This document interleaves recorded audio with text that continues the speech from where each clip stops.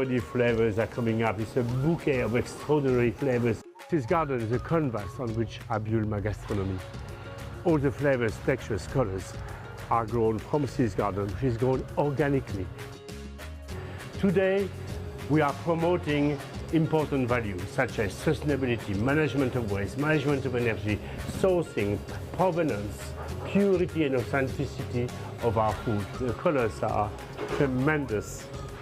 Any business who is not caring and doesn't embrace sustainability will be in trouble. A business must be responsible. So taste. Oh, really good. Oh, so fantastic. I wish you were there.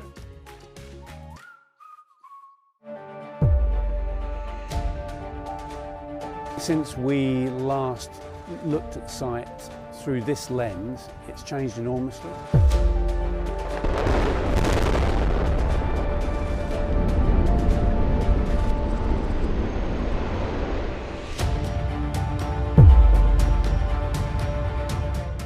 Rugeley as a town, it was based on a carbon economy.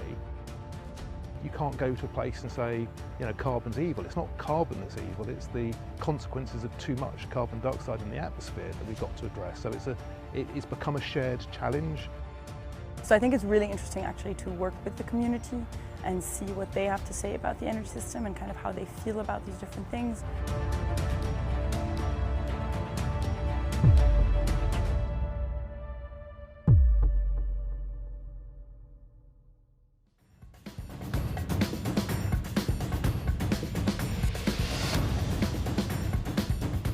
The entire supply chain now is at risk. It's no longer individual companies being targeted. Bad guys have realised that actually if they target people higher up the chain, they can get access to more resources, to more potential money at the end of it. We've seen 7 years of digital transformation in the space of 1 year. So with that increasing kind of attenuation and connectedness of the business environment, there are whole new sets of risks. This means that the landscape's going to change completely for the next 5 to 10 years. It's not just about users of the technology, but also how we procure the technology. So it isn't about just being able to fix problems with 1 or 2 solutions, but actually how do we procure easier, how do we deploy quicker and easier, and actually how do we get those expert skills to be able to be future-proofing our networks, future-proofing our data. What's next for cybersecurity and for the channel?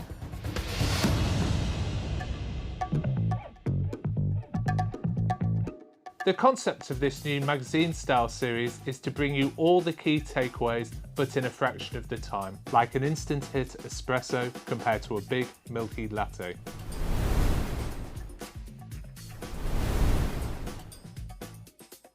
So embracing the trusteeship of E, S and G, and it is about all 3 of those initials. The climate crisis poses a financial risk to pension schemes. We're not alone. We are part of an organisation, a network. Today we're going to have a quick run through on how a trustee would approach their endgame planning. We hope you found it both useful and informative.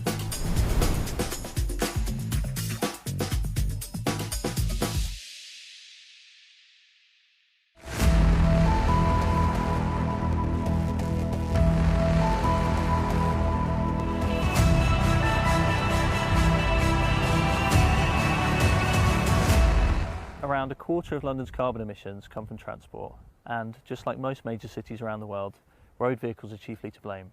But while electrifying vehicles can certainly help towards delivering net zero, they are no silver bullet.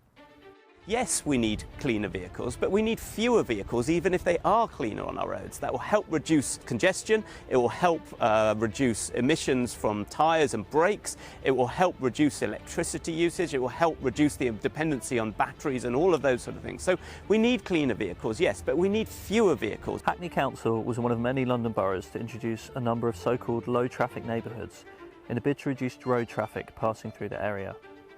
Working from home, we understand obviously the pandemic has had an impact, but I think in many ways it's been positive for people to be able to reimagine what the future of their streets could look like. In parts of central London, meanwhile, Companies are collaborating on initiatives to try and cut down on traffic and improve the pedestrian experience. That kind of demand for a real change in improving our air quality has meant that businesses are absolutely on board with that. When it comes to the practical aspect of reducing the amount of traffic, that's no easy task, and we acknowledge that. As well as operating a zero-emission tube network by 2030 and ensuring all new London buses are zero-emission by 2034, the Mayor has set a goal for sustainable modes of transport to make up 80% of all trips in London by 2041.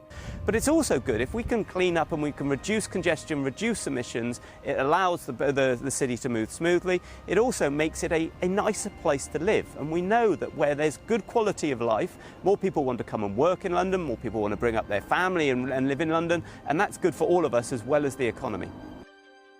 Whether it's for commuting staff, product deliveries or customer footfall, millions of businesses rely on London's transportation system. But in the wake of the pandemic, the transformation of London into a city that is no longer choked by road traffic is becoming an even more tangible and urgent vision. Driven by net zero, major changes are already afoot, and businesses need to prepare for the journey.